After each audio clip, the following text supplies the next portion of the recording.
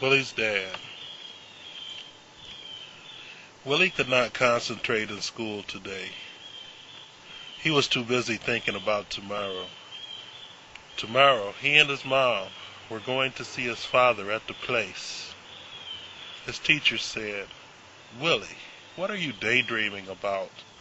You have been like this all day." "Nothing, ma'am," he replied. Mom had told him, "Don't talk with anyone at school about your father, because they won't understand.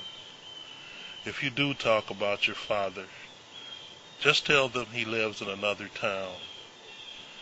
You don't see him much. That way you don't have to lie."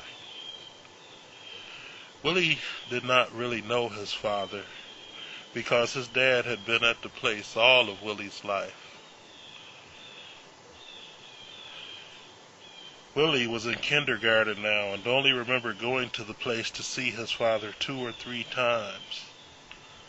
Mom did not have a car, but her friend had promised to take them tomorrow. Willie really liked her friend, Dwayne, because he was nice to them and took them to the movies sometimes. Sometimes he would take them out to eat, and he would give them lots of rides.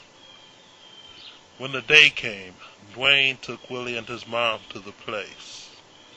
It was a long drive, and Willie went to sleep in the car. "Wake up, Willie. We're almost here," Tina said. When they got to the place, Willie thought it was the biggest place he had ever seen. It was much bigger than his school. Willie noticed it did not have many windows. He thought, they don't get much sun where they live.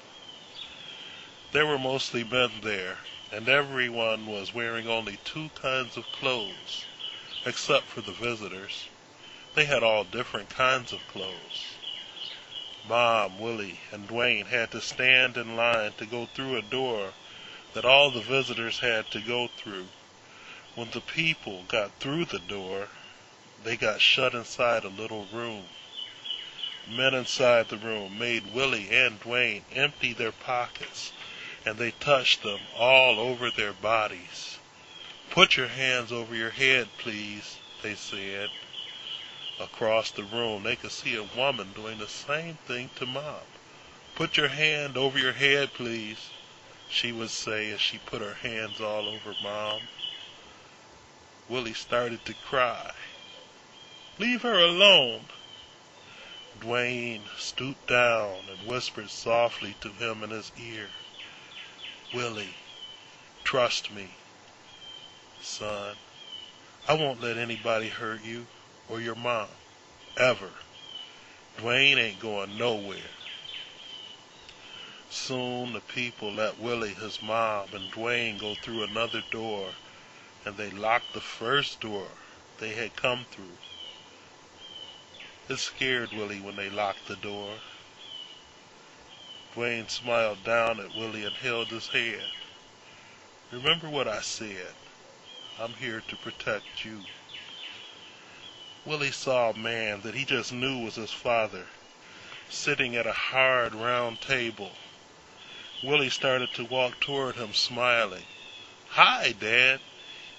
The man looked at him kind of funny, and Willie heard a voice from behind him. "Hey, boy, don't you even recognize your own daddy?"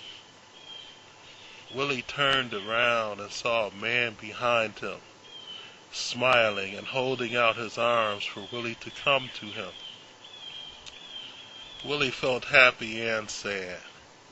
He was glad to see his dad, but he really did not recognize him. It had been a long time since their last visit. He walked quickly into his father's arms as his dad held him close and hugged him warmly. Willie could feel his dad's love in the way he held on to him. It felt like his dad did not ever want to let him go. "Don't ever be like me, Willie. Please, don't be like me." When his dad let Willie go, he gave his mom a long hug and shook Dwayne's hand, and then they all sat down. He asked Willie what his favorite sport was, and Willie quickly told him that it was basketball. His dad asked him who he played with, and Willie answered, "Dwayne plays with me and teaches me all about how to play." Willie's dad had a strange smile on his face and was very quiet. He wiped away a tear as he looked across the table. Then he asked Dwayne a question. "Dwayne, did you have a father when you were growing up?" "No, I never really knew my father, man." "Well, look here. You know I only get to talk to you guys for half an hour, so I really got something I need to say. I don't have long to say it, and it's real hard to say. I ain't gonna get out of here for a long time," he said, his voice trembling and his eyes red and watery. "Willie, I wish that I could be there to teach you how to play basketball, but you will be a grown man before I get home. I can't do anything to help your mother raise you up, but I watched the way Dwayne looked at you and looked out for you when all of you were being searched, and I see the way he looks at your mother. Dwayne, if you want to marry Tina and be Willie's dad, I won't be mad at you. I want Willie to have a father, like we never had. It ain't gonna be me." And Willie's dad could not speak anymore.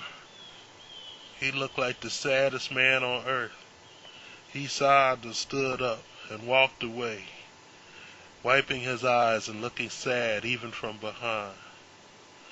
It was like he was twice as old now than when they had come into the room. He could barely walk.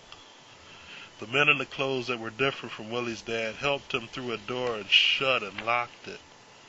The men seemed to respect his father because they were talking quietly and not yelling at him like they had at some of the other men, and they seemed to almost try to make him feel better.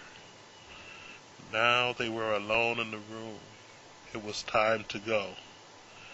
The ride back was longer than the ride there, and everyone was quiet. Willie spoke up once during the quiet ride back home. "I don't want to be like my dad, Dwayne. I want to be like you." "Willie, I want you to always respect your dad. What he just did was one of the hardest things a man could ever do. His love for you let him find the strength to do it. He made some big mistakes, but he has a lot of good in him. You should try to find the good things in him, and it will be okay to be like the good things. I respect him a lot." A few months later, Tina and Dwayne got married. Willie was the ring bearer and gave his mother away because she did not know her father. They wrote Willie's dad and told him about the wedding. He wrote back and asked for pictures. "Can I please have a picture of your wedding?" They sent him the best picture they had.